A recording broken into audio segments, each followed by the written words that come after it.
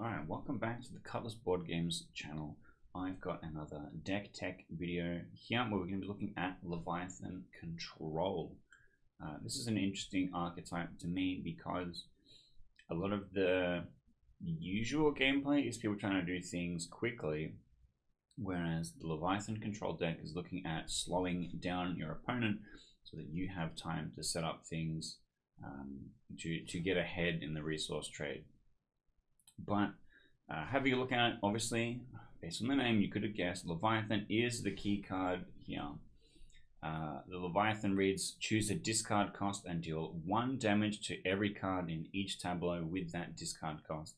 And then if your opponent has a card with 4 damage on it, you can claim that card as a treasure, which means you'll be eating it directly out of their tableau, which is pretty strong. But you then have to get to 4 damage on something, probably in 1 turn, because if it goes back to them and it has damage on it, they have the ability to repair it. So our main cards for dealing damage is the Leviathan Strike, which will deal 2 damage to something, or the Seaward Trebuchet, which will deal 1 damage to 2 different things. The other cool interaction that we're looking at here is the Clifftop Prison.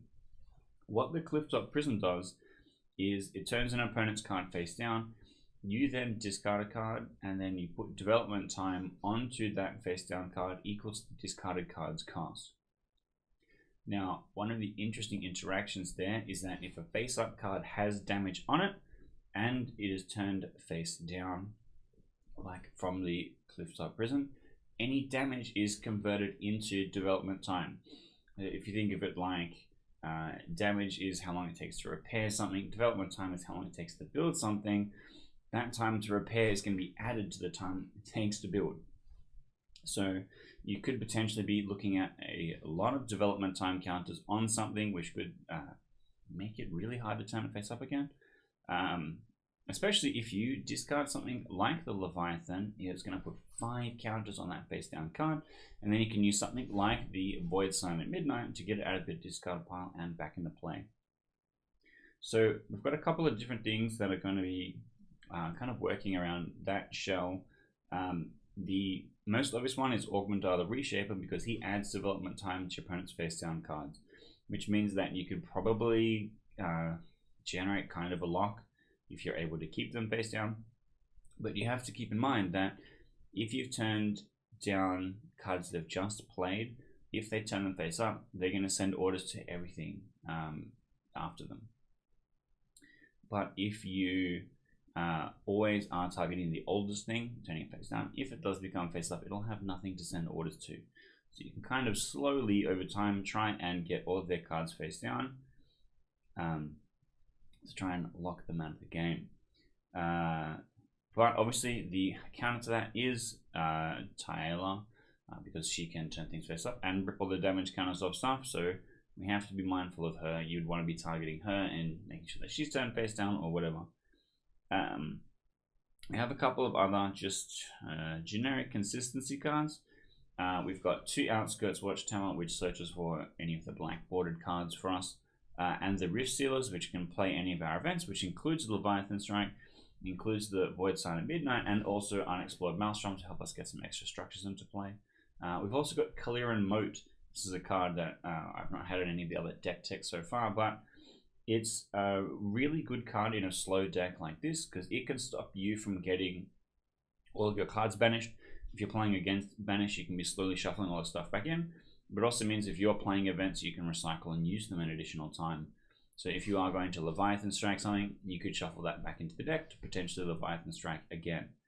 So if you had something like Riftsealers, Caleiran Moat, Riftsealers, the first Riftsealers could Leviathan Strike, then the Caleiran Moat shuffles it from the bench pile back into the deck, and then the second Riftsealers can play the Leviathan Strike again, which is all 4 damage that you need to activate the Leviathan. We've also got Seermaiden, which is just kind of a generic gas card, so that you have a bunch of stuff that doesn't cost a lot and will always put a card into your hand, so that you will have stuff to discard to the Clifftop Prison. And then the Seaward Trebuchet Banquet Halls kind of synergy, where Seaward Trebuchet is going to deal damage to stuff, but the Banquet Halls is going to stop the Seaward Trebuchet from sitting there with damage on itself, where the goal is to just put as many counters on your opponent's tableau as possible, whether they are face up or face down. I think this deck is pretty strong. There's probably some tuning and stuff to find the best version, but I think this is a great place to start.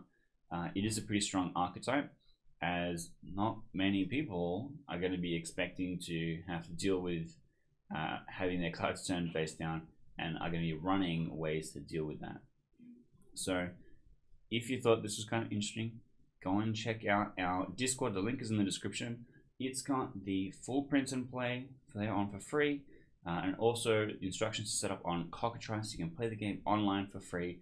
You come check it out, have a look at some of this stuff yourself, try out these kind of decks if you want.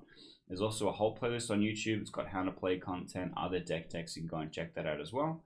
And then hopefully stick around, hit those like button, hit that subscribe button so you can see some more content from Cutlass as it progresses, as we get to see more exciting stuff coming out of this game, so that hopefully we can see you in the Age of Steel.